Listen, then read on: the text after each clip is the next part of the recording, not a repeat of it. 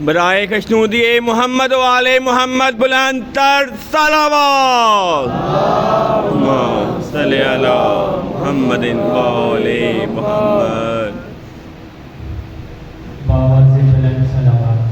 اللہم صلی علی محمد و آل محمد اعوذ باللہ من الشیطان اللعین الرجیم بسم اللہ الرحمن الرحیم الحمد للہ الذی جعل الحمد مفتاح لذکرہ وخلق الاشیاء ناطقۃ بحمدہ وشکرہ الصلاۃ والسلام علی نبیہ محمد المشتق اسمہ من اسمہ المحمود وعلى المطهرين أولي المكارم والجود الحمد لله الذي هدانا لهذا وما كنا لنهتدي لولا أن هدانا الله أما بعد فقد قال الله تبارك وتعالى في كتابه المحكم وخطابه المتقن وقوله أحسن بسم الله الرحمن الرحيم ويقول الذين كفروا لست مرسلا قل كفى بالله شهيدا بيني وبينكم ومن عنده علم الكتاب صلوات اللہم صلی علی محمد و آل محمد دعا ہے کہ پروردگار آپ سب کی توفیقات میں اضافہ فرمائے گا الہی آمین جو افراد بستر علالت پر ہیں انہیں شفا یاب سحر نصیب فرمائے الہی آمین تمام افراد کے رزق اور روزی میں وسعت عطا فرمائے الہی آمین جو افراد متلاشی روزگار ہیں انہیں باعزت روزگار عطا فرمائے الہی آمین سلطان کائنات ولی عصر کے ظہور میں تاجیل فرمائے الہی آمین بلند آواز سے صلوات پڑھنے کی تمام دعائیں مستجاب ہو جائیں اللہم صلی علی محمد و آل محمد عزیزان گرامی قدر میرا پہلا موقع ہے یہاں آپ میرے مزاج سے ناواقف میں آپ کے معیار سماعت سے ناآشنا لیکن میں جانتا ہوں کہ جہاں بھی ذکر علی ہو جہاں بھی فضائل علی ہو وہ جسمانی اور روحانی تھکاوٹوں کو رکاوٹوں کو گھبراہٹوں کو وجود کے قریب نہیں آتا واہ واہ واہ واہ واہ واہ واہ واہ واہ واہ نعرہ حیدری واہ واہ واہ واہ معیار سماعت بہت بلند ہے خدا آپ کی توفیقات میں اضافہ فرمائے عزیزان گرامی قدر میں نے سورہ رعد کی ایک انتہائی معروف و مشہور آیہ مجیدہ کو تلاوت کرنے کا شرف حاصل کیا ماشاءاللہ دیکھیے ہماری مجلس میں آغاز بھی قرآن مجید سے ہوتا ہے اور اختتام بھی قرآن مجید پر ہوتا ہے یہ جملہ خطابت نہیں آپ کی ضیافت طبعہ کے لیے جملہ بدل کر عرض کر دوں کہ ہماری مجلس قرآن ثابت سے شروع ہوتی ہے قرآن ناطق پر واہ واہ واہ واہ واہ واہ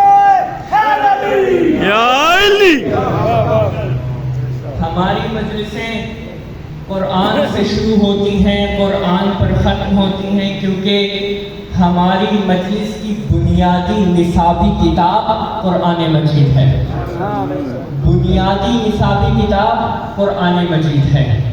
اور بھی تعلیم گاہیں ہیں، اور بھی کالج اور یونیورسٹیز ہیں جہاں پر بہت سے مضامین پڑھائے جاتے ہیں، لیکن یہ اوپن یونیورسٹی آف امام حسین علیہ السلام وہ واحد یونیورسٹی ہے جہاں قرآن پر مفصل گفتگو ہو سکے۔ اس لیے ہماری مجلس کی بنیادی کتاب قرآن مجید کیوں نہ ہو، عزیزان کیوں نہ ہو قرآن ہماری بنیادی کتاب، کیونکہ قرآن درد انسانیت کا مداوا ہے، درد بشر کا مداوا ہے۔ یہ بات واضح ہو گئی کہ قرآن درد بشر کا مداوا ہے، قرآن درد انسانیت کا مداوا ہے، یہ بات واضح ہو گئی۔ تو پھر ایک مرتبہ کچھ افراد کی تلاوت قرآن سن کر علی علیہ السلام نے فرمایا تھا کہ قرآن ان کے حلق سے نہیں اترا۔ واہ واہ واہ واہ واہ واہ واہ واہ واہ واہ۔ کچھ افراد کی تلاوت سن کر علی علیہ السلام نے فرمایا تھا کہ قرآن ان کے حلق سے نہیں اترا۔ یہاں پر ایک فلسفے کا استدلال کر دوں، منطق کا استعمال کر دوں۔ دیکھیے، میں مکتب کا طالب علم ہوں، ادنا سا طالب علم ہوں۔ دیکھیے، فلسفے میں ایک بحث ہے اطوار وجود پر، طور وجود پر۔ کیا مطلب کہ وجود کا اظہار کس طرح ممکن ہے، کسی وجود کا اظہار کس کس طریقے سے ممکن ہے۔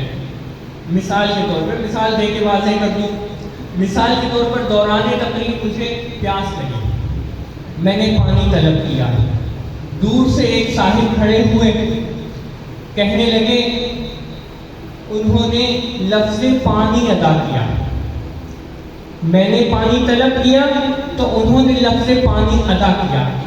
اب کیا ان کے لفظ پانی ادا کرنے سے ایسا ممکن ہے کہ میری پیاس بجھ جائے گی؟ نہیں نہیں نہیں نہیں نہیں۔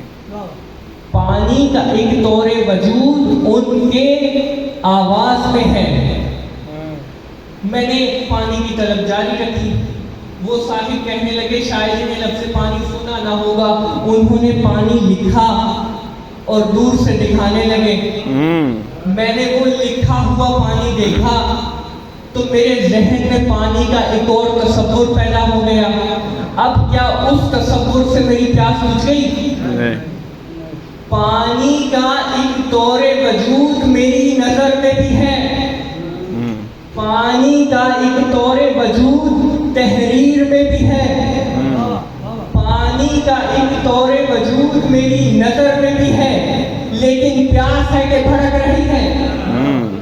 پانی کا طور وجود تین جگہ پر موجود، ایک وجود میری نظر میں، ایک وجود تحریر میں، ایک وجود میرے تصور میں، لیکن پیاس بھڑک رہی ہے۔ تو پیاس کب بجھے گی؟ پیاس تبھی بجھے گی کہ جب پانی کا اصل طور وجود حقیقی میسر آ جائے۔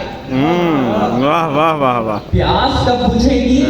کہ جب پانی کا اصل طور وجود حقیقی میسر آ جائے، جن کے بارے میں علی علیہ السلام نے فرمایا تھا کہ قرآن ان کے حلق سے نہیں اترا، ان کی نظر میں قرآن کا ایک طور وجود تھا، تحریر میں ایک طور وجود تھا۔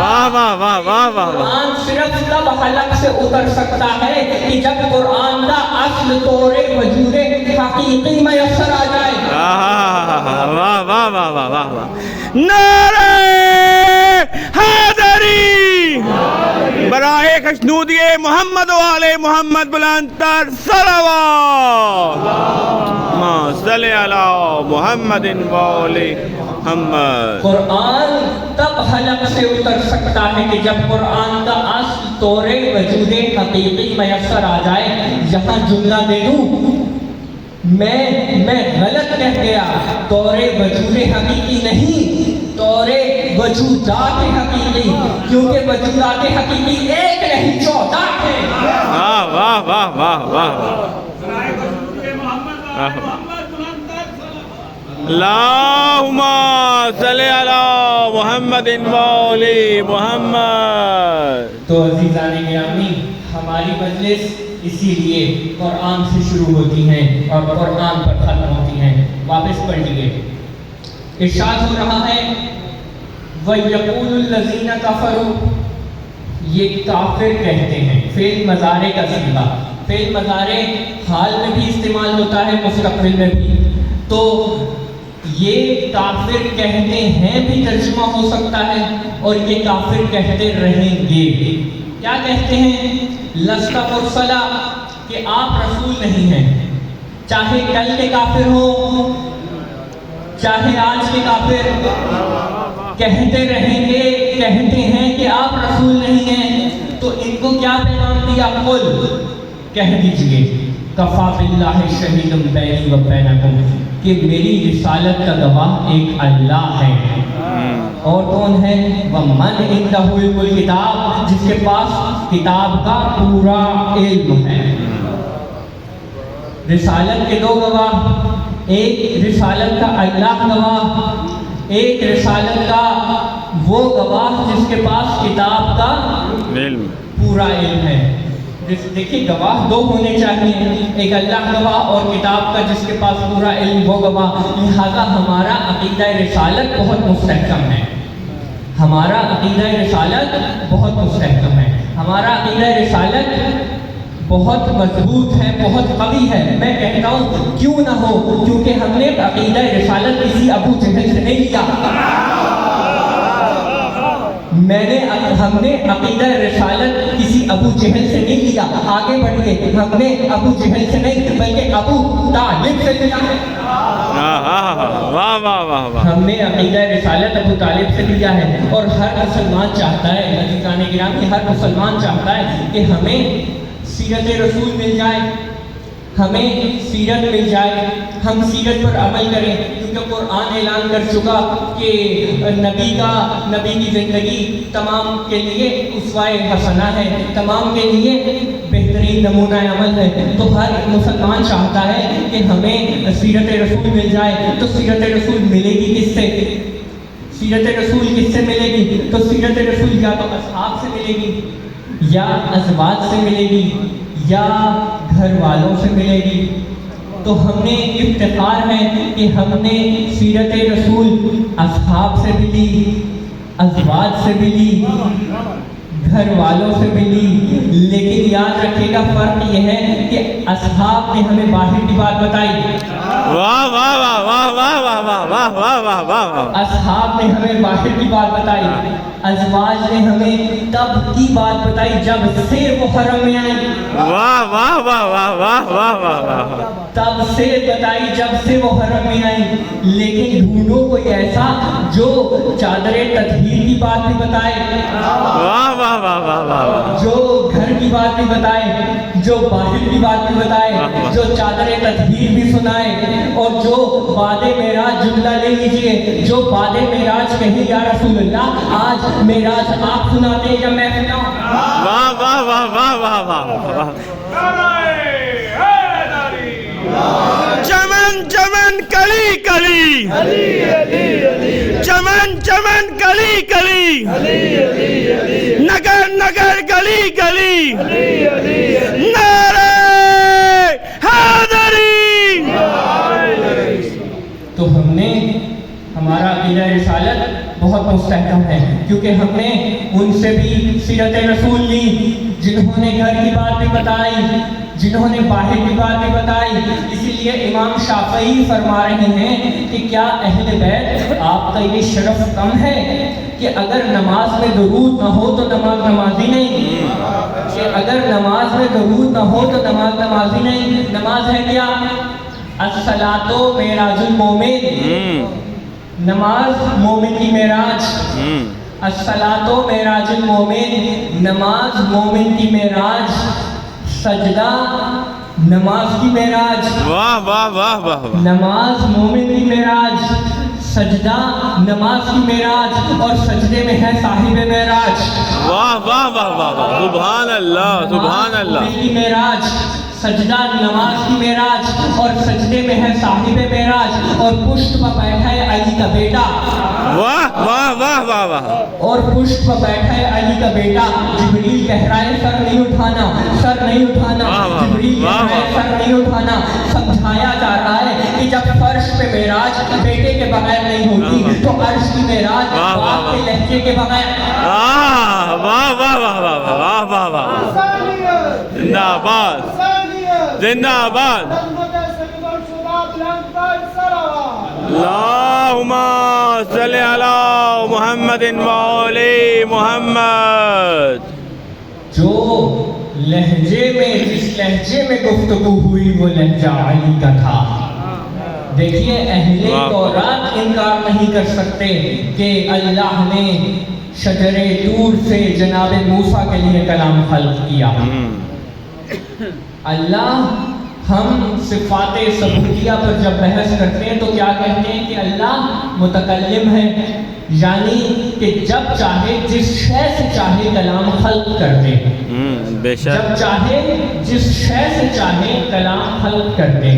اہل تورات انکار نہیں کر سکتے کہ اللہ نے شجر طور سے جناب موسیٰ کے لیے کلام خلق کیا۔ اہل انجیل انکار نہیں کر سکتے کہ اللہ نے مہد مادر میں جناب عیسیٰ کے لبوں سے کلام خلق کیا، اور اسی طرح اہل اسلام انکار نہیں کر سکتے کہ اللہ نے اپنے حبیب کے لیے وہاں کلام خلق کیا جہاں کلام ممکن نہ تھا، کلام ممکن نہ تھا۔ جو سائنس اور فلسفے کے اسٹوڈنٹس ہیں وہ جانتے ہیں کہ آواز کی لہروں کو سفر کرنے کے لیے کوئی وسیلہ چاہیے۔ واہ واہ واہ واہ آواز کی لہروں کو سلوات کا سہارا لینے کو سرچ کرو۔ اللہم صلی علی محمد وعلی محمد۔ اللہ کی صحت و سلامتی کے لیے بآواز بلند صلوات۔ اللہم صلی علی محمد وعلی محمد۔ تو عزیزان گرامی میں یہ عرض کر رہا تھا کہ اللہ نے جناب موسیٰ کے لیے کلام خلق کیا، اللہ نے جناب عیسیٰ کی زبان سے کلام خلق کیا، اور اپنے حبیب کے لیے وہاں کلام خلق کیا جہاں کلام ممکن نہ تھا، کیونکہ آواز کی لہروں کو سفر کرنے کے لیے کوئی وسیلہ چاہیے۔ فزکس کی لینگویج میں بتا دوں، ساؤنڈ ویوز کو ٹریول کرنے کے لیے کوئی پروپوگیشن چاہیے، کوئی میڈیم چاہیے۔ آواز کی لہروں کو سفر کرنے کے لیے کوئی وسیلہ چاہیے، وہاں جہاں زمان و زمانیات معطل، واہ واہ جہاں واہ مکان و مکانیات لا یعنی، واہ واہ جہاں جبریل جیسا مجرد فرشتہ بار نہ پا سکے۔ خلوت لاہوت میں اللہ نے اپنے حبیب کے لیے کلام خلق کیا، اور جملہ لے لیجئے کہ جب اللہ نے اپنے حبیب کے لیے کلام خلق کیا تو کسی اور لہجے میں نہیں، لہجہ علی۔ واہ واہ واہ واہ واہ واہ واہ واہ واہ واہ نعرہ حیدری۔ لہجہ علی میں کلام خلق ہوا، اور ہم نے پوچھا کہ اللہ نے اپنے حبیب کو معراج پر کیوں بلایا، تو قرآن سے آواز آئی بسم اللہ الرحمن الرحیم لقد را من آیات ربہ الکبریٰ، کہ اللہ نے اپنی سب سے بڑی نشانی دکھانے کے لیے معراج پر بلایا۔ اللہ نے اپنی سب سے بڑی نشانی دکھانے کے لیے معراج پہ بلایا۔ علی علیہ السلام سے کسی نے پوچھا یا علی یہ آیت اللہ الکبریٰ کیا ہے، یہ اللہ کی سب سے بڑی نشانی کیا ہے؟ علی مسکرائے فرمایا انا آیت اللہ الکبریٰ، واہ واہ واہ واہ واہ میں واہ اللہ واہ کی واہ سب سے بڑی نشانی ہوں۔ سب سے بڑی نشانی علی، یہ بات واضح ہو گئی کہ سب سے بڑی نشانی علی۔ صفین کا میدان، ایک شخص علی علیہ السلام کے مقابل آیا، کہنے لگا، منہ میں کچھ پڑھ رہا تھا۔ علی علیہ السلام نے پوچھا کیا پڑھ رہا ہے؟ کہنے لگا سورہ نبا پڑھ رہا ہوں۔ اما یتساءلون عن النبأ العظیم کہ یہ تم سے سب سے بڑی خبر کے بارے میں دریافت کرتے ہیں، یہ تم سے سب سے بڑی خبر کے بارے میں پوچھتے ہیں۔ پوچھا کیا پڑھ رہا ہے؟ کہنے لگا سورہ نبأ پڑھ رہا ہوں۔ علی مسکرائے، فرمایا تجھے خود بھی خبر ہے کہ سب سے بڑی خبر کیا ہے؟ واہ واہ واہ واہ واہ واہ واہ واہ واہ واہ واہ واہ۔ تجھے خود بھی خبر ہے کہ سب سے بڑی خبر کیا ہے؟ کہنے لگا یا علی نہیں معلوم۔ 2 قدم آگے بڑھے، سینے پہ ہاتھ رکھ کے فرمایا انا النبأ العظیم، میں اللہ کی سب سے بڑی خبر ہوں، واہ واہ واہ۔ سب سے بڑی نشانی بھی علی، سب سے بڑی خبر بھی علی، سب سے بڑی نشانی بھی علی۔ اس کو کیا کیجئے کہ نشانی دکھائی جاتی ہے، خبر سنائی جاتی ہے، کون سمجھے گا قدیر میں کیا ہوا؟ واہ واہ واہ واہ واہ واہ واہ واہ۔ من کن تو مولا کہہ کر خبر سنائی اور بلند کر کے نشانی بھی دکھائی۔ واہ واہ واہ واہ۔ تو اب واپس آئیے، یہ کافر کہتے ہیں کہ آپ رسول نہیں، تو ان سے کہہ دیجئے کہ میری رسالت کا گواہ ایک اللہ ہے اور دوسرا وہ جس کے پاس پوری کتاب کا علم ہے۔ جناب سلیمان کو اللہ نے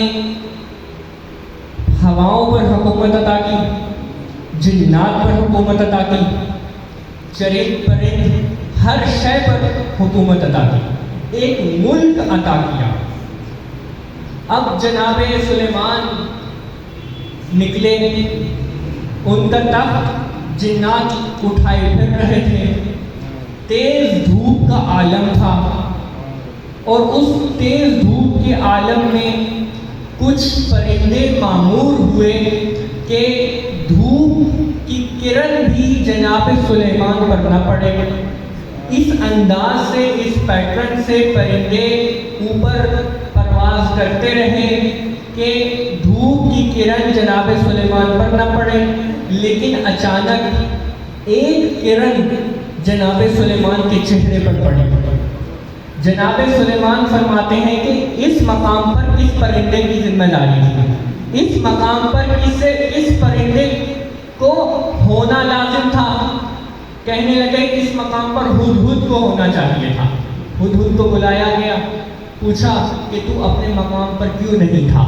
کہنے لگا کہ میں پرواز کرتا کرتا آپ کی سرحد سے تھوڑا آگے نکل گیا تھا، میں نے دیکھا کہ وہاں ایک اور ملک ہے جس کو ایک خاتون چلا رہی ہے، شراحیل بن مالک بن زیان کی زوجہ جناب بلقیس ہے، اور ان کے پاس ایک تخت ہے جو طول و عرض میں 30 گز ہے، اور اس پر موتی و جواہرات لگے ہوئے ہیں۔ وہ ایک عالی شان ملک ہے جس کا نام ملک سبا ہے، اور اس کو ایک خاتون چلا رہی ہے۔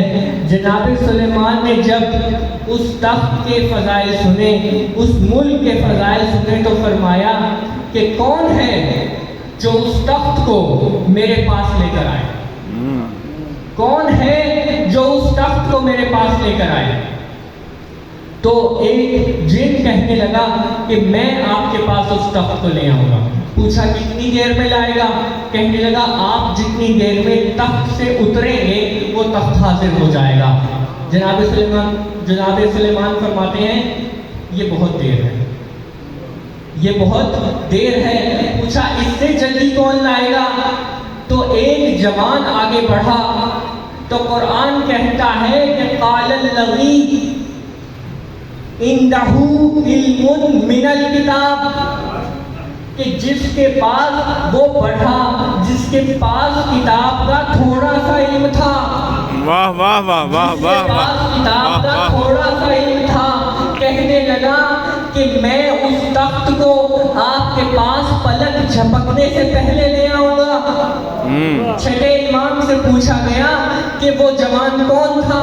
تو امام فرماتے ہیں وہ جوان وسیع جناب سلیمان آصف برقیہ تھے۔ تو وہ شخص کہنے لگا چھٹے امام سے، کیا جناب سلیمان اس تخت کو نہیں لا سکتے تھے؟ فرمایا وہ لا سکتے تھے، لیکن اگر وہ خود لاتے تو اپنے وسیع جناب آصف برقیہ کی ولایت و طاقت کا اظہار نہ ہوتا۔ واہ واہ واہ واہ واہ واہ واہ واہ واہ واہ واہ سبحان اللہ۔ جناب آصف برقیہ کی ولایت و طاقت کا اظہار نہ ہوتا، اس لیے آصف برقیہ کی ولایت و طاقت دکھانے کے لیے وہ تخت آیا۔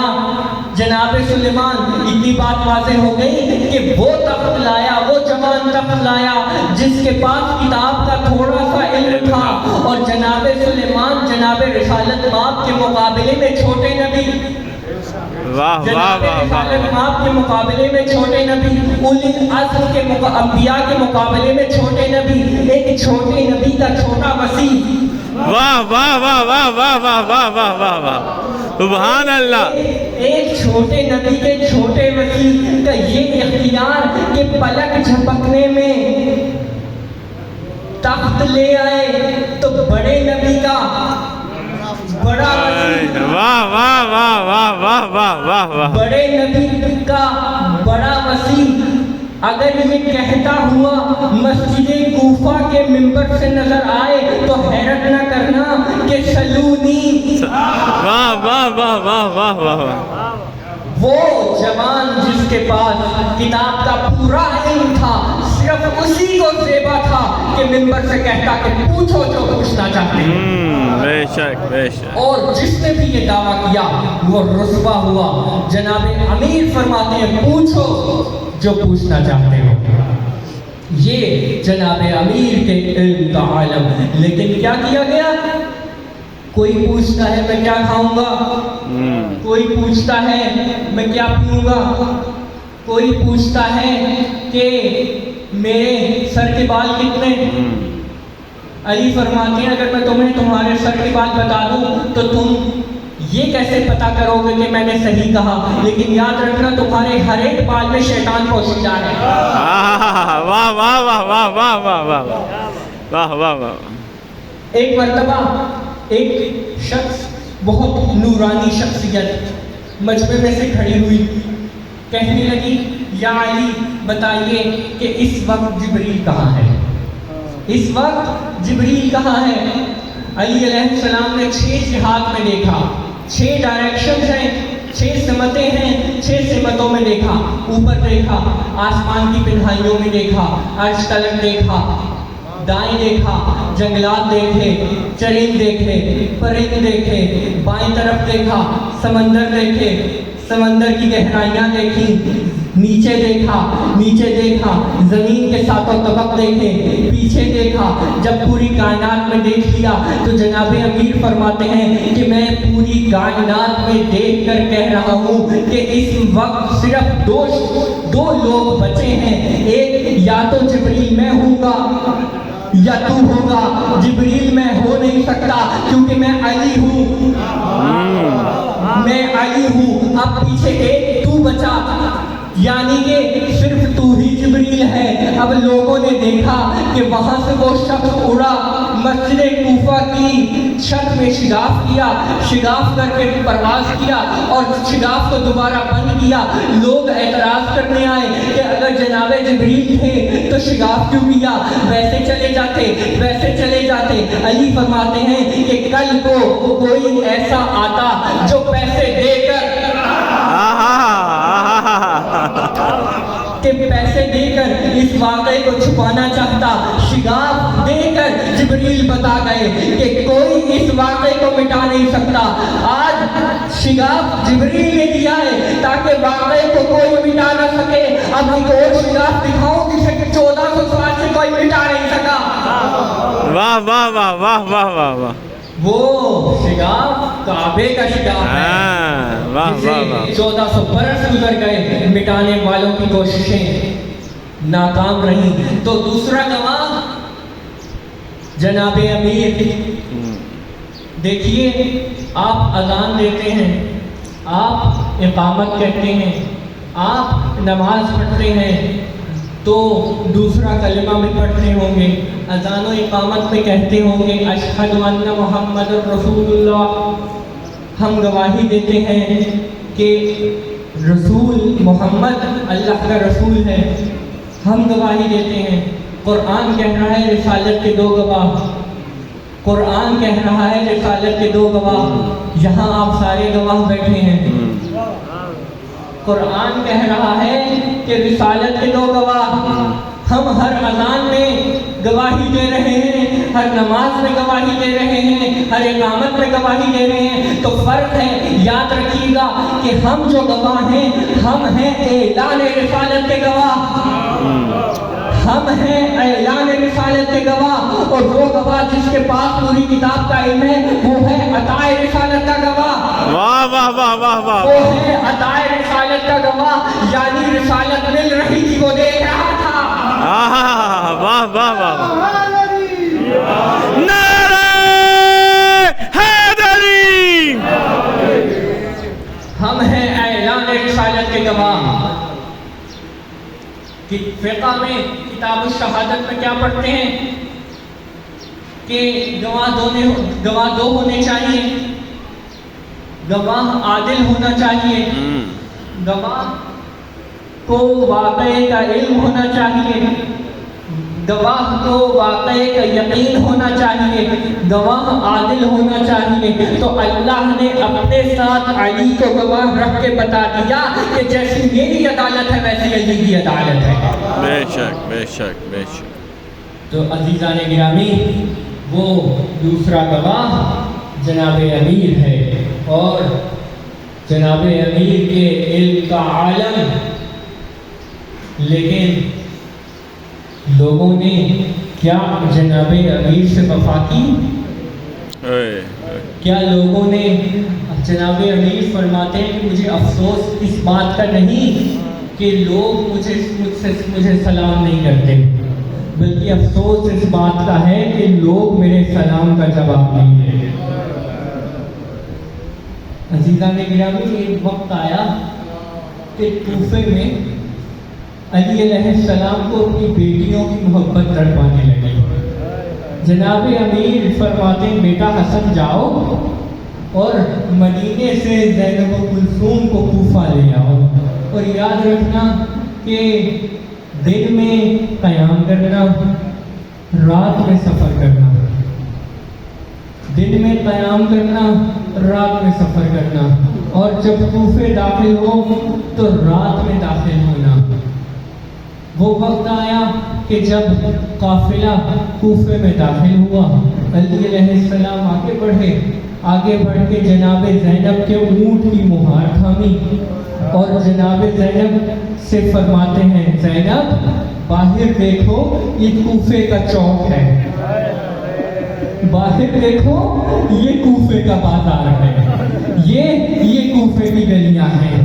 جناب زینب طرف پہ فرماتی ہیں بابا یہ گلیاں، یہ بازار امام حسن کو دکھائیے، یہ بھیا عباس کو دکھائیے، یہ مجھے کیوں دکھا رہے ہیں؟ جناب علی فرماتے ہیں ایک وقت آئے گا یہی کوفہ ہوگا، یہی بازار ہوں گے، یہی گلیاں ہوں گی، لوگوں کے ہاتھ میں پتھر ہوں گے۔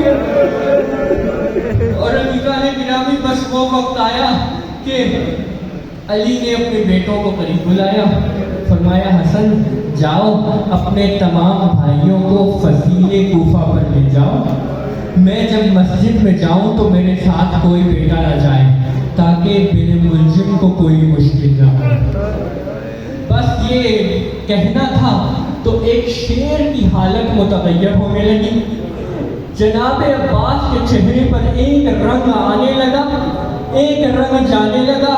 یہ وہ شخصیت ہے کہ جسے جناب علی علیہ السلام نے اپنی شہادت کے وقت دور بھیج دیا، اور اپنے بھائی حسن کی شہادت میں جب تیر مارے گئے جو امام حسین نے روک لیا، اور جب کربلا آئی تو حسین فرماتے ہیں بھیا عباس جنگ نہیں لڑنی۔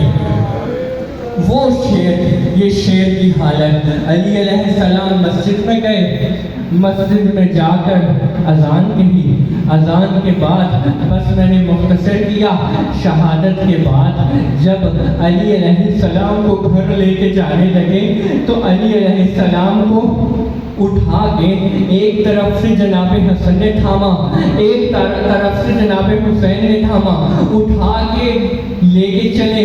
راستے میں فرماتے ہیں اصحاب سے کہ میں نہیں چاہتا کہ میری بیٹیوں کی آوازیں رونے کی تمہارے کانوں میں پڑے، میں نہیں چاہتا کہ میری بیٹیوں کی صدائیں تم تک پہنچیں۔ گھر آئے، گھر کے دروازے پہ آئے، علی فرماتے ہیں کہ حسن مجھے یہاں پر کھڑا کر دو، میں نہیں چاہتا کہ میری بیٹیاں مجھے اس حالت میں دیکھیں۔ میں کہتا ہوں کہ یا علی آج آپ کہہ رہے ہیں کہ مجھے اس حالت میں نہ دیکھیں، مجھے کھڑا کر دو۔ ایک وقت وہ آئے گا کہ جب 70 قدم کا فاصلہ، جب 70 قدم کا فاصلہ ہوگا، بس گھر پہنچے۔ گھر پہنچنے کے بعد جب طبیب کو بلایا گیا، طبیب نے کہا اس زخم کا علاج ممکن نہیں۔ باہر جا کر اس نے اعلان کیا مدینہ کوفے والوں، اس وقت جناب امیر کو دودھ کی ضرورت ہے، دودھ جتنا جناب امیر کو دیا جائے گا اتنی شہادت تک تاخیر ہوتی جائے گی۔ جناب حسن باہر آئے، کیا دیکھتے ہیں کہ چھوٹے چھوٹے بچوں کے چھوٹے چھوٹے ہاتھوں میں کوزے ہیں جن میں دودھ ہے۔ بچے فرماتے ہیں کہ جناب امیر ہمیں روزانہ گود میں بٹھا کے کھانا کھلایا کرتے، ہمارے سر پر دست شفقت رکھا کرتے تھے۔ بس عزیزان گرامی مختصر کر دیا۔ شہادت کے بعد جب جناب امام حسن تدفین کے بعد واپس آ رہے تھے، کیا دیکھتے ہیں کہ ایک بزرگ ہے جو زمین پر بیٹھا ہے، خستہ حالی ہے، بھوک سے برا حال ہے اور تڑپ رہا ہے۔ امام حسن سے دیکھا نہیں گیا، قریب میں بیٹھ گئے، پوچھا تجھے کیا ہوا؟ کہنے لگا کہ 3 دن ہو گئے ایک شخص آتا ہوتا تھا، وہ نابینا کہتا ہے، ایک شخص آتا تھا اور مجھے کھانا کھلاتا تھا اور مجھ سے باتیں کیا کرتا تھا۔ میں اس سے پوچھتا تھا کہ تمہارا کیا نام ہے؟ تو وہ کہتا تھا غریب ہوں، غریب کے ساتھ بیٹھا کھانا کھا رہا ہوں۔ اس نے کبھی اپنا نام نہیں بتایا۔ امام فرماتے ہیں اس کی کوئی اور نشانی بتا۔ وہ بزرگ کہتا ہے کہ ہاں، اس میں سے بھی ایسی خوشبو آتی تھی جیسی تم سے آ رہی ہے۔ امام تڑپ کے فرماتے ہیں وہ کوئی اور نہیں، میرا بابا جناب امیر المومنین تھا۔